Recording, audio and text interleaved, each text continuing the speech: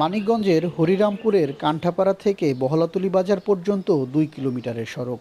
দীর্ঘ 7 থেকে 8 বছর ধরে ভাঙা সড়কের কারণে চরম ভোগান্তি পোহাতে হচ্ছে গ্রামবাসীকে। গেল নভেম্বরে শুরু হয় সংস্কার কাজ। চলতি বছরের এপ্রিলে কাজ শেষ হওয়ার কথা থাকলেও শুধু ইট ফেলেই দায় সেরেছে ঠিকাদারি প্রতিষ্ঠান মীর এন্টারপ্রাইজ। 1,01,10,000 টাকায় সড়ক সংস্কার কাজের শুরু থেকেই প্রতিষ্ঠানটির বিরুদ্ধে অভিযোগ তুলেছেন স্থানীয়রা।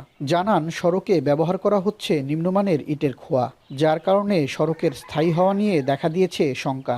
এছাড়া নির্ধারিত সময়ের মধ্যে কাজ শেষ না হওয়ায় ভোগান্তিতে পড়েছেন বহলাতলী, সুট্টি, সুলতানপুর, করিমকান্দি সহ অন্তত 10টি গ্রামের মানুষ। নাম্বার ছাড়া ইটের খোয়া, এই খোয়া দিয়ে যদি এই রাস্তা করে তাহলে তো রাস্তা থাকবো না। এই 2 নাম্বার খোয়া দিয়ে যদি কাজ করে, ঠিক আছে, দেখা যাক 1 বছর পর আবার নষ্ট হয়ে যাবে। কিন্তু রাস্তার ইট বালি সিমেন্ট এনে তো খুব ভালো না, কিন্তু এটা আরো ভালো করে দিতে হইবে। এলজিডি কর্তৃপক্ষ বলছে, নিম্নমানের সামগ্রী ব্যবহারের অভিযোগে এরই মধ্যে ঠিকাদারকে দ্রুত সরানোর নির্দেশ দেওয়া হয়েছে। আমাদের নলেজ আসার সাথে সাথে আমরাও তাকে এগুলো এখান থেকে অপসারণ করতে বলছি এবং 3 দিনের সময় দিচ্ছি। 25 তারিখের ভিতরে ইনশাল্লাহ আপনি একদম পুরো রাস্তা কমপ্লিট পাবেন।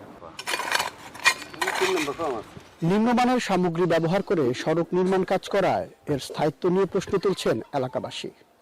একদিকে যেমন বাড়ছে জনদুর্ভোগ, অন্যদিকে সরকারি অর্থের সুষ্ঠু ব্যবহার নিয়ে দেখা দিয়েছে প্রশ্ন। এখন দেখার বিষয় প্রশাসনের নজরদারি কতটা কার্যকর হয়। আসাদ জামান, এখন, মানিকগঞ্জ।